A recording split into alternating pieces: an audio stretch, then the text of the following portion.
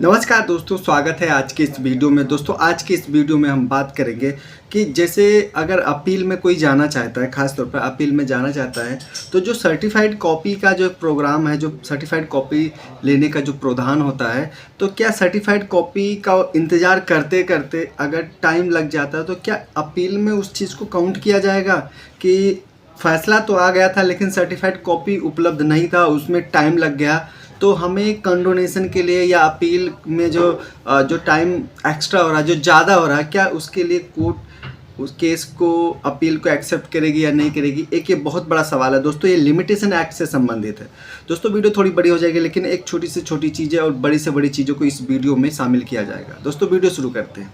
देखिए, एक जजमेंट आया है जिसमें माननीय सुप्रीम कोर्ट द्वारा इस चीज़ पर मतलब क्या कहते हैं, अपनी उन्होंने राय दिया है और एक फैसला सुनाया है। तो वीडियो बहुत इंटरेस्टिंग होने वाली है। अगर आप लॉ स्टूडेंट हैं, एडवोकेट्स हैं, तो ये वीडियो आपके लिए बहुत यूजेबल है। दूसरी बात, अगर आप कॉमन मैन हैं तब भी ये वीडियो आपके लिए बहुत यूजेबल होगी, क्योंकि इस वीडियो में बताया जाएगा कि अगर आपका लिमिटेशन एक्ट का जो टाइम पीरियड होता है उसके बाहर जा रहा है तो कैसे, अगर वो कंडोन करवाते हैं, बाहर जा रहा है, तो आगे ऐसी गलती ना हो। आप जो सर्टिफाइड कॉपी के लिए जो वेट करते हैं, तो क्या उसको अलाउ किया जा नहीं जाएगा। मतलब ये वीडियो कुल मिला के समझ लीजिए, आप किसी भी फील्ड से जुड़े हुए हैं तो आपके लिए बहुत ही फायदेमंद होने वाली है। देखिए, सुप्रीम कोर्ट ने एक संकेत कुमार अग्रवाल बनाम APG लॉजिस्टिक प्राइवेट लिमिटेड 2023 के फैसले में एक महत्वपूर्ण प्रक्रिया से संबंधित सवाल का समाधान किया था, जिसका नाम था इंसॉल्वेंसी एंड बैंकक्रप्सी कोड 2016 IBC के तहत नेशनल कंपनी लॉ ट्रिब्यूनल्स के आदेश के अपील दायर करने का जो आदेश था, उसके खिलाफ अपील दायर करने का जो समय सीमा लिमिटेशन था, वह कैसे गिनी जानी चाहिए। मतलब वो समय सीमा की जो काउंटिंग होगी कैसे हुई, इस पर्टिकुलर जजमेंट में माननीय सुप्रीम कोर्ट ने बताया था। कोर्ट ने यह भी जांचा कि जो ई फाइलिंग के साथ साथ जो फिजिकल जो फाइलिंग की अनिवार्यता है आज के डिजिटल युग में तार्किक है या नहीं है। इस फैसले में section 61(2) IBC, section 12 limitation act और NCLAT रूल्स 2016 की व्याख्या करते हुए न्यायिक दक्षता और तकनीकी आधुनिकता पर जोर दिया गया।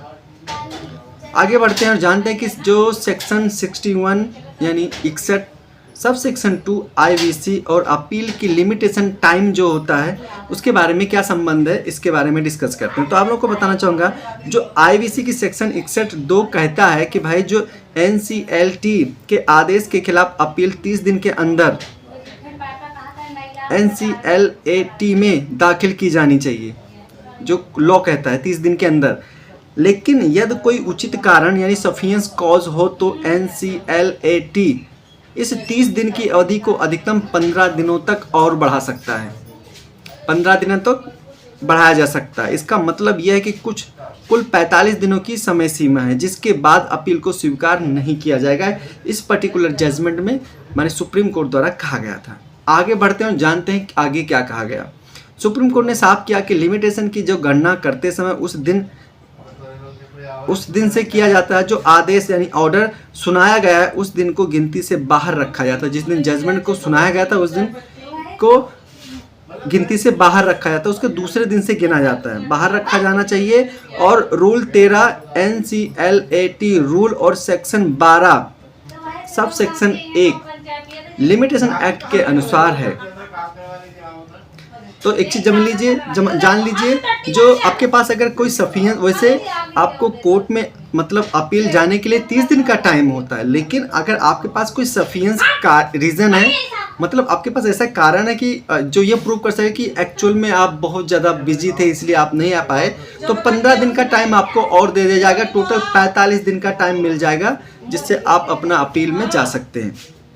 ठीक है, आगे बढ़ते हैं। देखिए, जो लिमिटेशन एक्ट है सेक्शन 12 और IBC की सेक्शन 238A का जो असर है, जो इफेक्ट है, उसके बारे में थोड़ा जानते हैं हमारे केस पर क्या पड़ता है। IBC की सेक्शन 238A है जो यह स्पष्ट करती है कि लिमिटेशन एक्ट 1963 की धारा IBC की प्रोसीडिंग और अपील पर लागू होगी। इसका मतलब यह है कि जब किसी आदेश के खिलाफ अपील करनी हो तो सर्टिफाइड कॉपी प्राप्त करने में जो समय लगता है उसे लिमिटेशन की गणना से बाहर रखा जाएगा। यानी कि जो ये भी जान लीजिए, सर्टिफाइड कॉपी जो होती है उसको प्राप्त करने में जो समय लगता है उसे लिमिटेशन की गणना है उससे बाहर रखा जाएगा, बशर्ते कि सर्टिफाइड कॉपी के लिए समय पर आवेदन कर दिया गया हो। जैसे किसी केस का आज कोई केस है, आज उसका फैसला सुनाया गया तो आज वाले डेट को तो काउंट नहीं किया जाएगा, यानी कि जो दूसरा दिन यानी कल से उसकी काउंटिंग होगी। लेकिन जो टाइम इसमें बोला गया है कि जो सर्टिफाइड कॉपी के लिए जो समय लगेगा उसको कंडोन कर दिया जाएगा, उसको गिना नहीं जाएगा, उसको काउंटिंग में नहीं लिया जाएगा। लेकिन एक सही समय पर आवेदन करना चाहिए। इसका मतलब आप कल कर दीजिए आवेदन, परसों कर दीजिए, लेकिन अगर आप परसों सर्टिफाइड कॉपी के लिए आवेदन कर देते हैं तो आपका नहीं गिना जाएगा। यानी आप 10 दिन बाद सोकर उठो, उसके बाद आप आवेदन करो, उसके बाद कहो कि हमें सर्टिफाइड कॉपी नहीं मिली थी। तो आवेदन जो सर्टिफाइड कॉपी का आवेदन करने का एक निश्चित टाइम है, आप सही तरीके से करेंगे तो आपको उसमें छूट मिल जाएगा और आपका डिले मतलब अपील को एक्सेप्ट कर लिया जाएगा। सेक्शन 12 सब सेक्शन 2 जो कहता है लिमिटेशन एक्ट कहता है कि अपील की समय सीमा की गणना करते समय सर्टिफाइड कॉपी प्राप्त करने के लिए कोर्ट द्वारा लिया गया समय लिमिटेशन से बाहर किया जाएगा। ये अभी मैं आप लोगों को बता चुका हूँ। NCLAT रूल्स और एडमिनिस्ट्रेटिव ऑर्डर की व्याख्या interpretation of NCLAT rules and administrative order जो इसके मुख्य बिंदु हैं जिसके बारे में अभी हम जानेंगे। तो जो NCLAT रूल जो 22 है, रूल 22 है के अनुसार अपील दाखिल करते समय सर्टिफाइड कॉपी के साथ में लगानी आवश्यक होती है।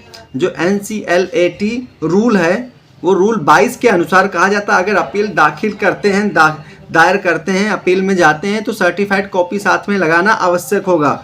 रूल 3 यह बताता है कि जिस दिन से समय गिना जाना है वह दिन गिनती में शामिल, मतलब जिस दिन, एक बार इसको दोबारा देखेंगे कि यह बताता है कि जिस दिन से समय गिना जाना है वह दिन गिनती में शामिल नहीं किया जाएगा। रूल 103 के अनुसार अपील को इलेक्ट्रॉनिक मोड जैसे ई फाइलिंग से दाखिल किया जा सकता है। 2021 और 2022 में NCLAT द्वारा जारी विभिन्न एडमिनिस्ट्रेटिव ऑर्डर में लिमिटेशन जो थी की गणना को लेकर भ्रम रहा। ई फाइलिंग की तारीख से लिमिटेशन गिनी जाएगा या फिजिकल फाइलिंग की तारीख से।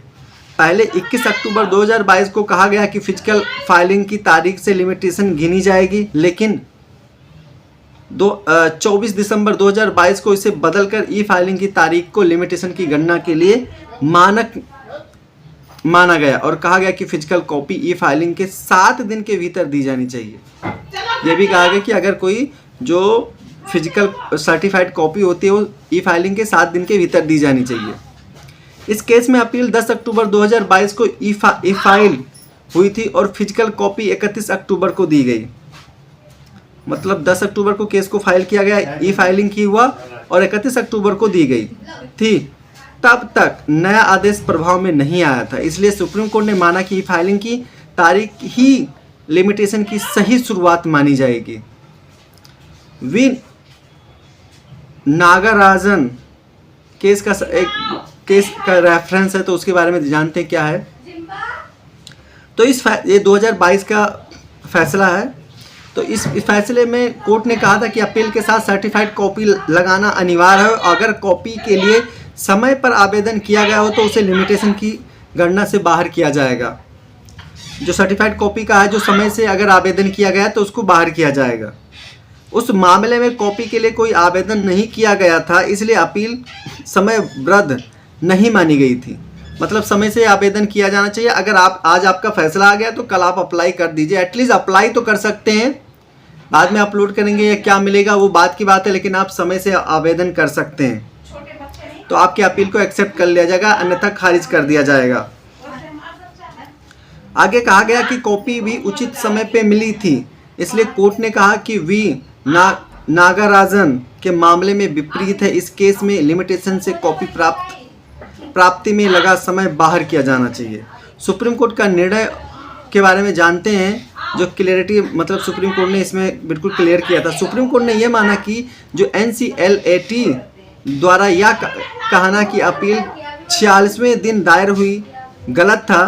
आवेदन के दिन को बाहर करना और सर्टिफाइड कॉपी के लिए कोर्ट द्वारा लिए गए 10 दिन निकाल देने पर अपील 45वें दिन दायर हुई थी, जो कि कानून द्वारा अनुमति अधिकतम सीमा है।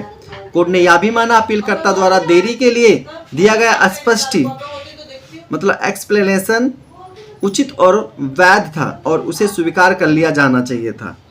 NCLAT ने अत्यधिक कठोर रुख अपनाया जिससे न्याय को ठेस पहुंची।